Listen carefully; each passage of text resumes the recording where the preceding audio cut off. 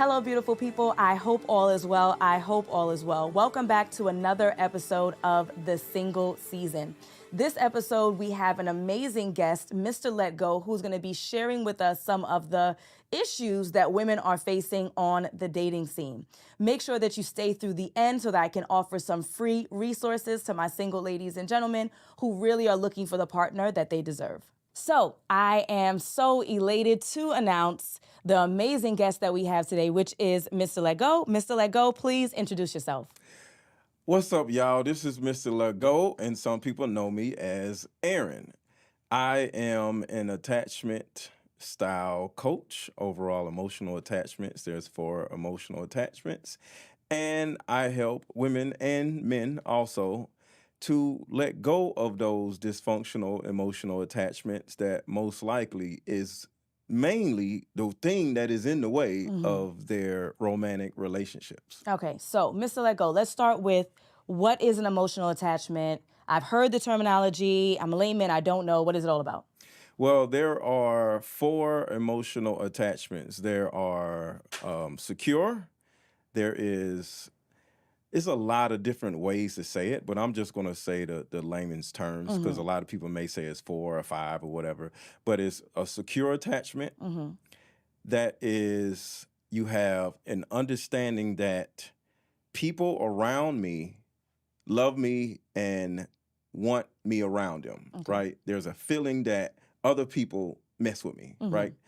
And then there's the other side. So there's it's 2 sides of each one of these attachment styles, right?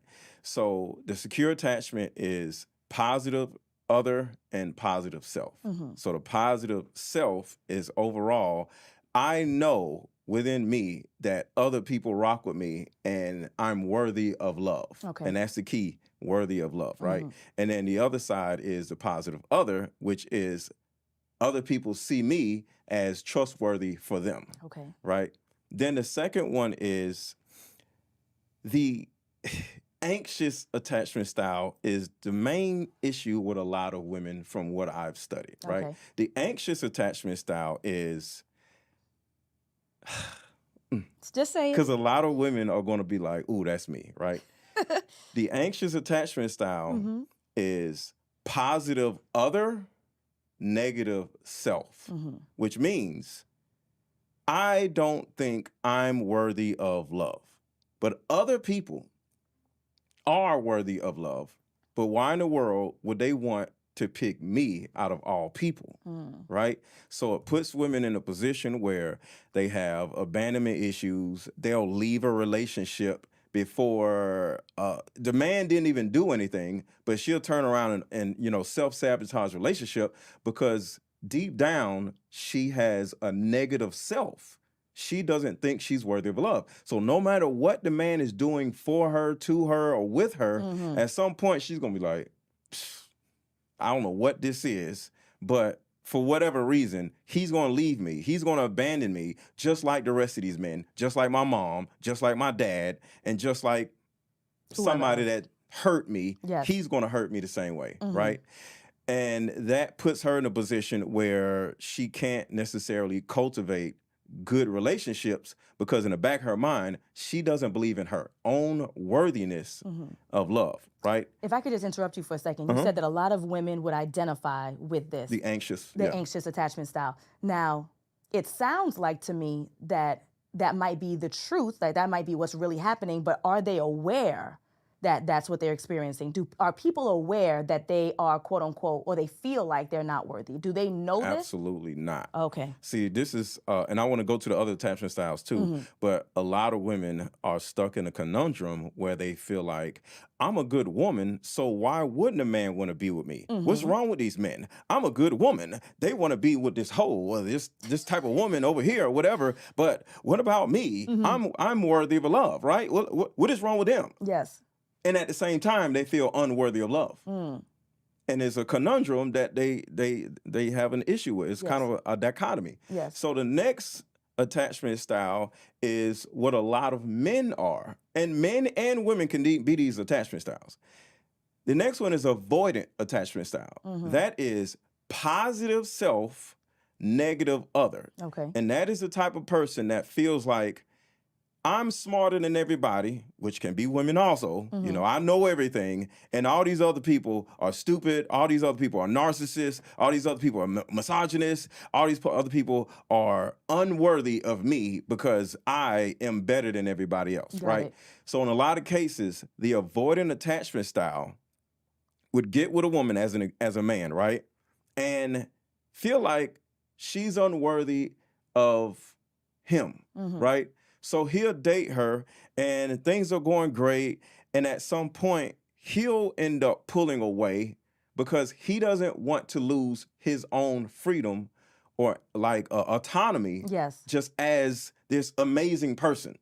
Because he'll look at her as she's weighing me down. Okay. You know, like the word settle down is usually a thought process where it's like settling as in bad, right? Yes. You know what I'm saying? So a man is like, yeah, I don't really want to settle down. So a lot of men are the avoidant attachment style. And the avoidant attachment style would get with an anxious attachment style and have this back and forth situation that actually feels good to both of them. Do you know why though? Why? Because it actually confirms their own existence as being that attachment style. Understood. The anxious attachment style, the guy's going after her, right? And she's like, oh my God, this feels good. And then the avoidant attachment style at some point will start avoiding when she starts feeling him back. Right. And he starts pulling away. And she's like, why don't you want me? Right. And she's like, ooh, I knew it. Yes. This is confirmation that I'm unworthy of love. Yes. So she starts arguing with him about how unworthy she is of love to get him to what? Talk her out of it. Right. Yo, I do want you. We'll act like it. So it ends up being a toxic cycle. Yes. And then he goes back. And then at some point he goes, you know, and then it becomes this dysfunctional cycle. And then the last one is the disorganized attachment style. That means you have a negative way of looking at yourself and you have a negative way of looking at other people. Understood. And that's when people get in abusive relationships. Understood. The dude be fighting the woman be fighting the dude, and they can't get away from each other. Understood. Yeah. So a lot of what you mentioned seems like it roots from childhood. So can you All of share it. with us how childhood trauma negatively impacts the dating experience for women? Okay, so I didn't come up with these attachment styles. A man named Bowlby, you can look that up, who actually did experiments with babies, right? So a mother would bring a baby into a room, give the baby all kinds of toys, and she'll walk out of the room, right? And the child, depending on what type of attachment style they already have after a certain amount of experience with the mom, the child would either act a fool because mom left or not care that mom left and would use the toys as a coping mechanism for her mother or his mother leaving because you're like, I'm sick of my mom leaving. I'm going to utilize this coping mechanism, which is the toys, to make me feel worthy of somebody being around me. And a lot of women, sadly, use toys as children. Amanda, she has an understanding, or in her mind, she has an understanding that none of these men are going to stay. All these men just want sex. But if I have a baby by that man, now I have somebody that will stay in the room with me instead of leaving and coming and leaving and coming, because this baby is always going to be here for me. So as a child, it's the toy, but as a grown woman, sadly, sometimes is a baby. Understood. Now, how does this manifest for men then? What does it look like? What are the childhood traumas that are associated with men that cause dating to be more difficult than what it needs to be? That's the reason why I say most men are avoiding attachment styles, even though women can be avoiding attachment styles also, because we get to a point where, like, a lot of us didn't have our dads around, right? So in a lot of cases, the person that looked like us is the person that abandoned us or never was around. See, women have the person that looked like them walking around the house every day. Right. We start off at an early age with a feeling of, I don't care, because the person that looks like us walked out the door. The person that don't look like us stayed. Yes. So we have a bond with our mother, right? Our mother has a bond with us, but a person that looks like us is gone. So we're just like, me against the world, Tupac. Understood. So we talked about in dating what this looks like for both men and women. Now, for those who do decide to jump the broom and get married, but still have these dysfunctional attachment styles, how does that manifest in marriage for women? Let's start with the women. You're going to start acting like Jada Pinkett. What does that mean? So, as an example, I read Jada Pinkett's book, and we'll have to go down this rabbit hole if you don't want to, but overall, her father was the first person to just pull away from her, right? And he literally said to her in her face, I can't be your daddy. I'm hooked on heroin. Like, I can't do this, right? So he left, right? So a lot of women, just like men, their dad left, right? So since the person that doesn't look like them left, they have an anxious attachment style instead of the avoidant. Yeah. They ain't like, I don't care, whatever, right? They have a feeling of unworthiness. See, we don't have this unworthiness feeling. I know. We have this Men are bold. feeling They feel like they deserve the world. B's ain't S. Right. M-O-B, or whatever, all these different words. Like, man, I don't care about these, I'm finna get this money and forget these females. You feel me? But with women, they feel unworthy, just like Jada did. She literally was going to title her book "Unloved," and she literally said in the beginning of her book, she literally said she felt unworthy, and the book is called "Worthy." Yeah, because she felt unworthy. Yes, it was a positive connotation instead of a negative connotation. So her whole book was about feeling unworthy because her dad left, and then her mom actually got with another dude. And they got married. He says he wants to be her father and does all the fatherly things. He leaves. And then, of course, Tupac dies. And she feels like, because when a woman feels unworthy, even if somebody dies, you feel like they died and it's because of you. She literally feels like she has something to do with him dying. One, she feel like she didn't hold him back from the streets. Right, she didn't save him. She didn't save him. Exactly. That savior complex or whatever. So it's like every time somebody abandons you as a woman, it's always your fault. So now you feel even more unworthy. So how does that manifest in the marriage? In the marriage, if it ever makes it that way, because a lot of women self-sabotage relationships. But in a marriage, she can literally start giving her all with this hope that he never leaves. Even after he puts a ring on her finger, in the back of her mind, she still feels unworthy. So she cooks, cleans, does all this other stuff, right? And the guy, usually with the anxious attachment style, she gets with an avoidant attachment style. So the avoidant husband just comes home, thinks that's all he has to do in the household, doesn't take care of the kids, isn't emotionally aware of what she needs, isn't emotionally available to her needs, and he just sits down and looks at ESPN and plays with his phone while she gives her all, right? Because that's what a lot of women want to do and say, I gave my all in a relationship, right? But the problem is, with an anxious attachment style, she never gives her all to herself, which is therapy, which is going to the gym. Because you have a baby, like you had a baby, right? Sure did. And congratulations to you, and you look amazing. Thank you. Because you got back in the gym, right? Absolutely. That's what I'm saying. I hired a coach. There you go. You hired a coach because you love yourself. Yes. See, so the thing about it is, a woman that truly feels worthy of love, a woman that truly feels like she loves herself, is going to pour into herself. Because we men pour into ourselves. We don't run around pouring into women. Unless you're, a screwed up person like, Will Smith. No, men pour. Will Smith. Healthy men pour into their wives and their relationships. You're saying that men generally don't, even ones who have healthy attachment styles who are happy in their marriage, they still don't pour into their relationship, pour into their wives? Well, if you have a dysfunctional attachment style, you're going to do everything dysfunctional. Okay. And somebody actually said in one of my comments when I talked about, because I believe it's 4 different relationships that people have to pay attention to, and we can get into that later. But it's your relationship with God, your relationship with yourself, your relationship with your childhood trauma and your parents, and your perception of everything, and then your relationship with another person, Mm-hmm. a romantic relationship. So the romantic relationship comes forth. Mm-hmm. You know what I'm saying? So overall, Will Smith was the anxious attachment style, and Jada Pinkett was actually avoidant attachment style, just as an example. Understood. And people with those attachment styles, they're never going to be happy with it themselves because they're always looking at the other person to either like make me happy or why don't you love me? Got it. Understood. So let's get on to the mistakes that women are making on Okay. the dating scene, right? Is there a number one biggest mistake that we're making? Yes. And it goes back to what I said.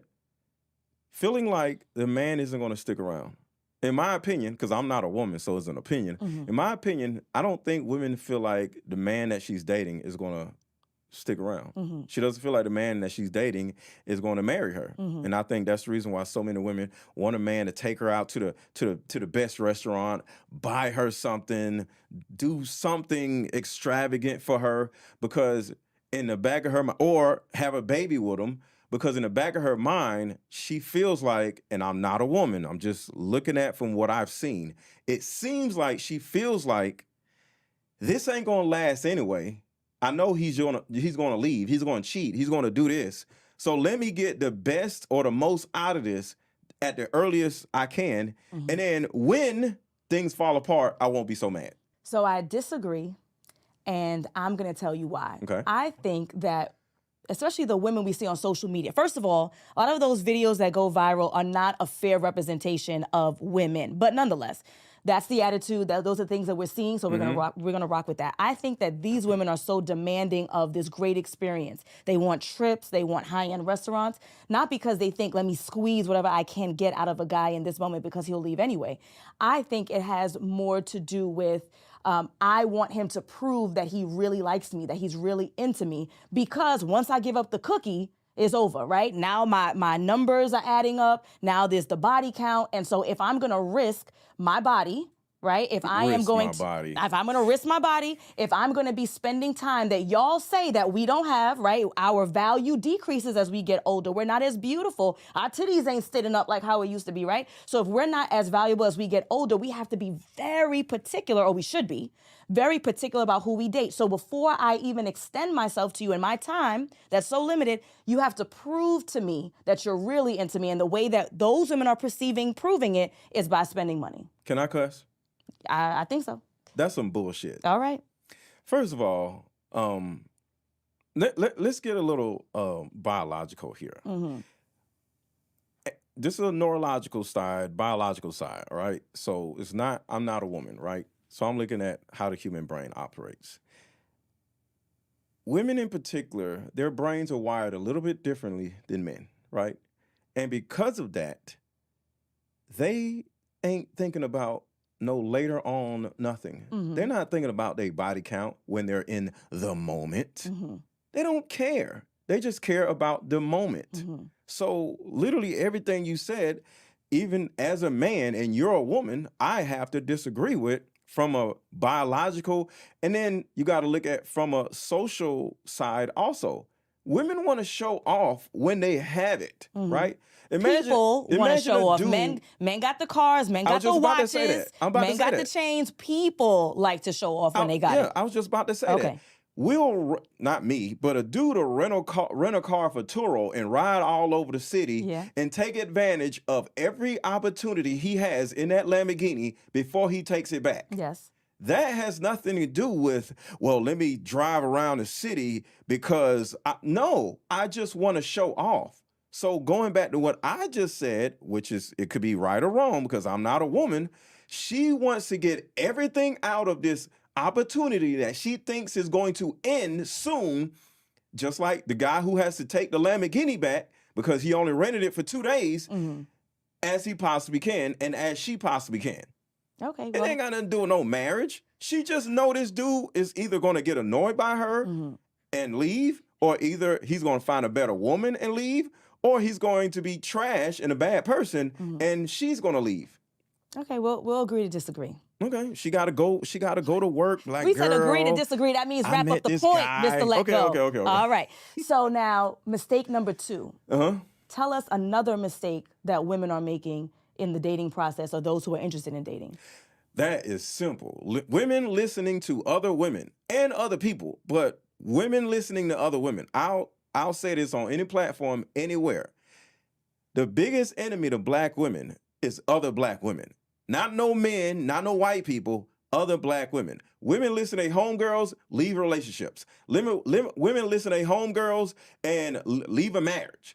Women listen to other women is the craziest thing in the world. I'm sorry. Women, to a certain degree, are irrational when it comes to romance. You need to listen to your daddy or a male figure that you trust. And the other side of women listening to random people, all these random people on social media talking about what you should do or what you shouldn't do. Social media. Okay, so Social media. I'm on social media. You're on social media. So who should they be listening to then?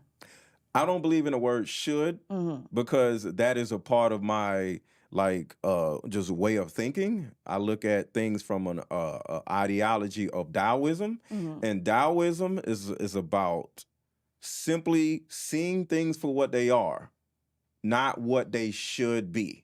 So just as an example, I don't think you should do anything.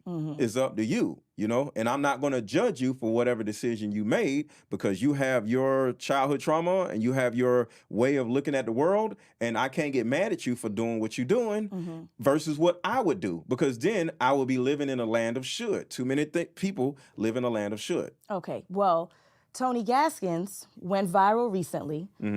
I believe that he's a certified coach, whatever that might mean. But nonetheless, he went viral recently because he was saying that there are too many folks who are unqualified in our space who are sharing their advice or their pointers. Let's take a look at the clip. We live in a society where we have out of shape personal trainers. We have broke financial advisors. We have single matchmakers. We have single relationship coaches.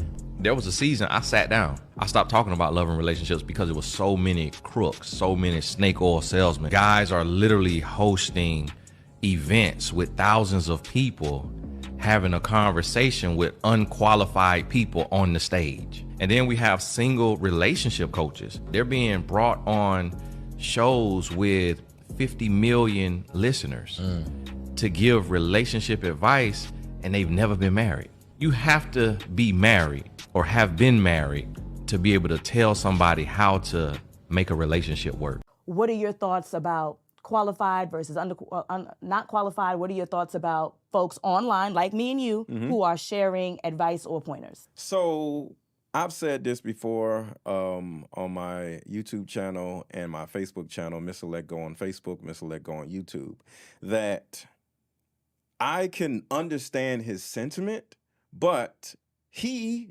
or I or you, we're not gatekeepers to anything, right? So the main reason why I disagree, which I understand, but I disagree, is because of what I actually do.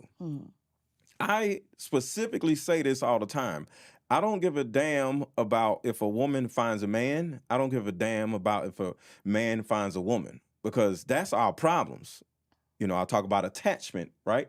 We spend so much time trying to attach ourselves to other people in order to run away from our own childhood trauma and family problems.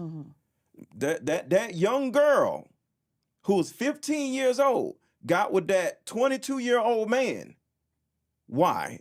Because her household was in so much disarray it was trauma, it was abuse.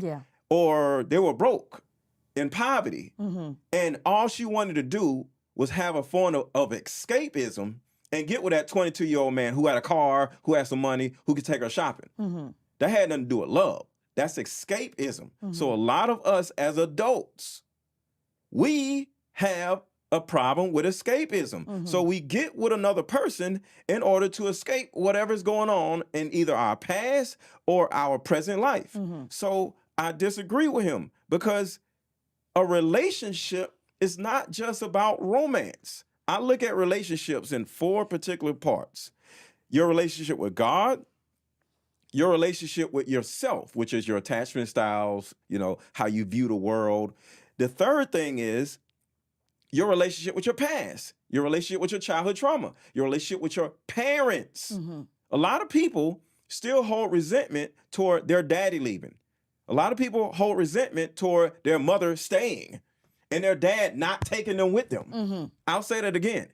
A lot of people have resentment towards their mother for staying and their dad not taking them with the dad because they left the mom because they knew that their mom was crazy. But now the dad left the child with the crazy person instead of saving them from their mother. Mr. Let Go, I'm asking you about certified, I get it. qualified people online. Yeah. What are your thoughts? Because we kind of going off on a tangent now. No, I'm not. Okay. It's all about escapism. So what I'm saying is, when you look at relationships, the last thing we need to be worrying about is romantic relationships. So overall, when you look at relationships as a whole, it's bigger than romance. So a married man has no bearing on relationship advice because relationships are with your brother, your sister, your coworkers, your supervisor, your mom, your friends. Everybody, the same sex, the opposite sex, everything.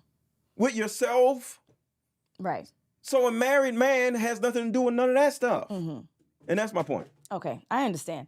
So what I would say is that I've actually made a very similar point to what he said, which is when I'm looking to hire someone, emphasis on hire, I'm looking for someone who has far exceeded whatever I'm hiring them for. Right? I started my business, you have your business, right? We work in the industry. If I hired a business coach, which I did, she is a multi-millionaire because that's where I would like to be. I'm not hiring someone who hasn't achieved or exceeded beyond what I want to achieve. I don't think that that's unreasonable. And I would like that person to not only be trained formally, if that's a certification, a licensure, whatever that looks like, as well as have the experience. I don't think that that's outrageous. I think what is unreasonable in his argument is that I'd like to think that these people who are at a show realize it's a show.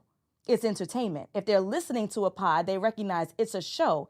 It's entertainment. And so anyone who's reasonable understands that they should be entertained as well as learn something, but it should not end there. Anyone who's reasonable, who is really looking for support, who's really looking for an answer, does not anticipate that they're going to get it on a pod or they're going to get it at a live show. They should know and understand, do their research, find a professional who is certified or licensed in the field and has the experience. So I understand from a logical perspective, and I agree with him from a logical perspective. If it were me, I'm just talking about me, I want the best of both worlds. I want someone who has the education as well as the life experience. I agree with that. But like I said, because I think this is something that I just want to hammer into people's minds, that relationships are so much bigger than the man you're dating or the woman you're dating. Yes. It's the relationships you have with your dad that left, your mother that did whatever she did, or she did the best she could, but you grew up in poverty. You know, those are the relationships that actually build us up. Because the thing about it is, and a lot of people may not know this, and a lot of people may not agree with this, but as children, we had a certain type of life, right? Life experiences, right?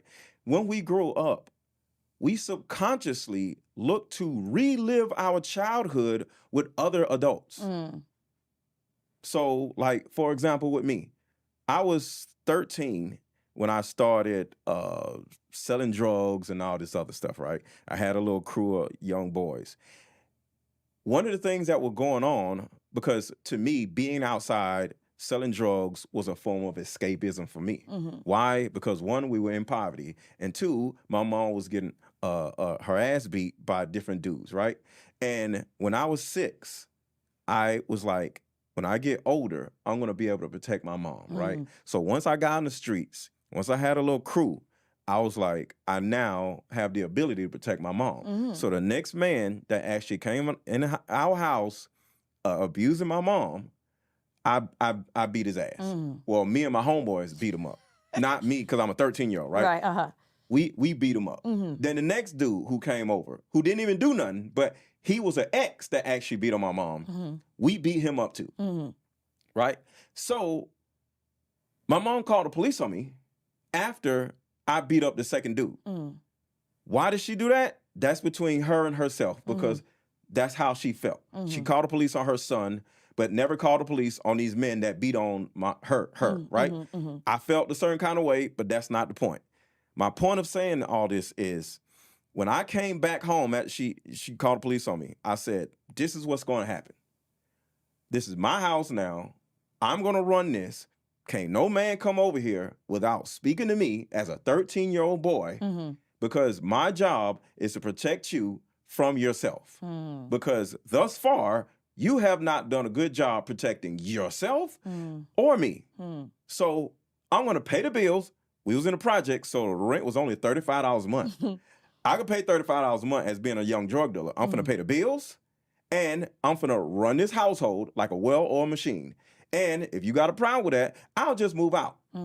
As a 13-year-old, I had some little chicks that was a little older that was on Section 8, because, you know, as a single mom, you know, you can move out and get a Section 8 apartment at a young age if you got a child. You know what I'm saying? So I was like, and then if that happens, you're going to lose your Section 8, and your rent is going to go from $35 a month to $350 to $400 a month, and you're going to have to go to get a job. So which is it going to be? My mom said, okay, we'll give it a try.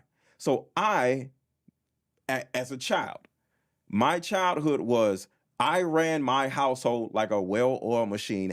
I protected my mom, and I had a barrier of protection around our house from 13, 14 as I got older, right? So now, as an adult, I live my whole life that same way.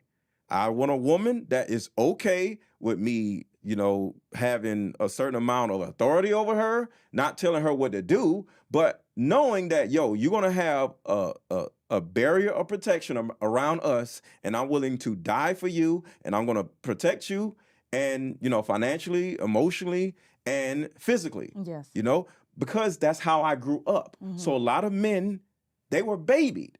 So they go out in this world and go get with a woman that would baby him because his mother babied her. So that's the thing. Is so many nuances to these relationships that whether a man is married, whether a man is not married, whether a person is a therapist. You ever heard of that crazy therapist that run around shaking her ass everywhere? You want her to give you some relationship advice? She's nuts. So it's not about what you're doing, what you did. It just is all about, can this person give me some information that I can learn from? Understood. A homeless person can give us relationship advice. That'll be valuable and That'll useful. be valuable. Yeah. He lost his family because he had a gambling addiction. Young man, stay in school.